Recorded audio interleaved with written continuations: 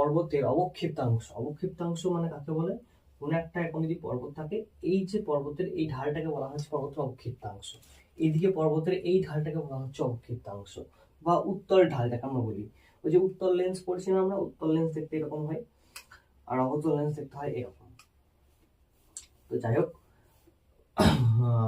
এই যে পর্বতের অবক্ষিপ্তাংশ, এই পর্বতের অবক্ষিপ্তাংশগুলো যখন পরপর অবস্থান করে, অর্থাৎ এদিকে একটা পর্বতের অবক্ষিপ্তাংশ পড়লো, আবার তার সামনে আবার একটা পর্বতের অবক্ষিপ্তাংশ পড়লো, তাহলে এই যে পর্বতের অবক্ষিপ্তাংশ এদিকে এত পর্যন্ত আছে, এটা কিন্তু আমরা এই পর্বতটার, এটা ধরো এ পর্বত, এটা ধরো বি পর্বত, তাহলে এই পর্বতটার আড়ালে কিন্তু আমরা দেখতে পাচ্ছি না, এই অংশটা কিন্তু আমরা দেখতে পাচ্ছি না।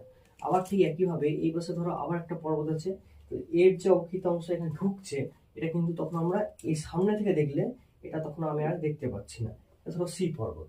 ঠিক আছে, এইভাবে পর্বতের অবক্ষিপ্ত অংশগুলো যখন একে অপরের উপর অবস্থান করে বা পারস্পরিকভাবে অবস্থান করে, এই যেমন ঠিক পারস্পরিক অবস্থান করছে, তখন কি হয়, নদীটা কি হয়, নদী চাইবে কি, নদী সবসময় চাইবে, জলের ধর্ম কি, জলের ধর্ম মানে হচ্ছে জল সবসময় চাইবে আমার নিচের দিকে সব থেকে ডাউন যে জায়গাটা রয়েছে সেই জায়গা দিকে বয়ে চলা।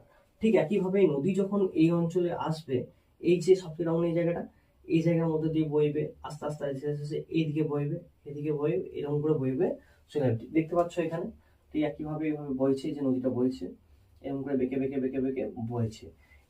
এর ফলে এই যে নদী যখন প্রবাহ ঘটছে নদীর, তখন কি হবে, নদী দেখে মনে হয় কি, সামনে থেকে দেখলে এইখানে যদি কোনো একটা লোক এখন দাঁড়িয়ে থাকে,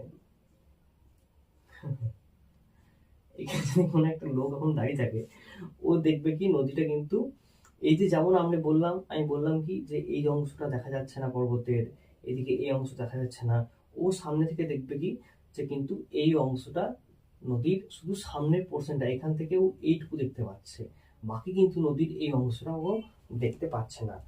এখান থেকে এইটুকু ও দেখতে পাচ্ছে, এই অংশটা কিন্তু, বাকি অংশটা কিন্তু ও দেখতে পাচ্ছে না।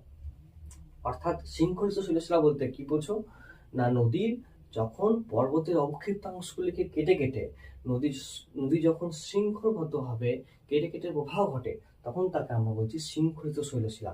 একটাও শৈলশিলা কিন্তু এলোমেলো ভাবে নয়, প্রত্যেকটা শৃঙ্খল ভাবে আছে, যখন কেটে কেটে কেটে কেটে প্রবাহিত হচ্ছে, তখন তাকে আমরা বলছি শৃঙ্খলিত শৈলশিলা।